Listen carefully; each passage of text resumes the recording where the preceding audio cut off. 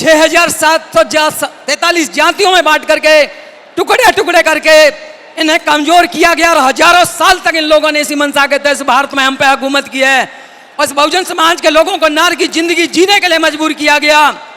और बंधुओं, इसके पीछे मैं कहना चाहता हूं, जिनके चित्र लगे हैं इस भारतवर्ष में, महाकान बुद्ध, महात्मा ज्योतिराव फूले, बाबा साहब डॉक्टर भीमराव अम्बेडकर साहब, पेरियर साहब, नारायण गुरु और मानवर काशीराम साहब, उन संत गुरु महापुरुषों ने जो मानवतावादी संत थे, उनके प्रयास से इस भारत में ऐसे लोगों को जोड़ने का काम किया गया। और जो आप ये देखते हैं अलग अलग जातियों में बटे हुए लोग आज जो यहाँ इकट्ठा हैं, ये हमारे महापुरुषों के संघर्ष, उनके बलिदान के कारण है। रैली में मैं बहुजन समाज में जन्मे वह सभी महापुरुष जिन्होंने मानवता के लिए संघर्ष किया, उन सभी महापुरुषों को मैं कोटि कोटि नमन करता हूँ। आज हमारे मंच पर उपस्थित भीम आर्मी के माननीय राष्ट्रीय अध्यक्ष महोदय भाई विनयरतन जी, महासचिव महोदय, सम्मानित मंच और भारत के कोने कोने से चल करके आए आज़ाद समाज पार्टी और भीम आर्मी के मेरे शानदार जानदार जुझारू साथियों, मैं आप लोगों का भी स्वागत करता हूं, पत्रकार बंधुओं। और इसी के साथ मैं ये कहना चाहता हूं कि मेरे से बेहतर आप लोग जानते हो कि आरक्षण में उपवर्गीकरण वह क्रिमिनल लेकर को लेकर के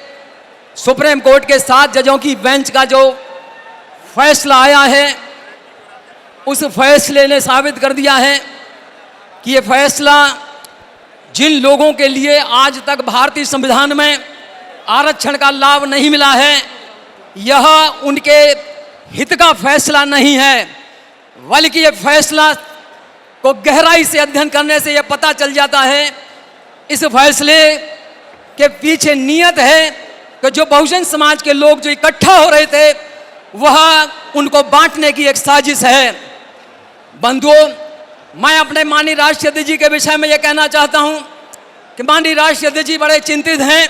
वह गंभीर हैं ऐसे लोगों के लिए जिन लोगों को आज तक इस आरक्षण का लाभ नहीं मिला है,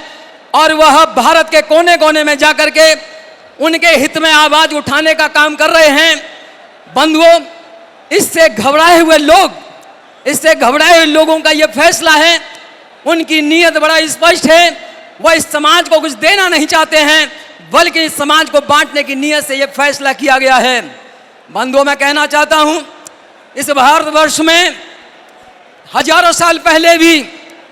इस बहुजन समाज के लोगों को 6,743 जातियों में बांट करके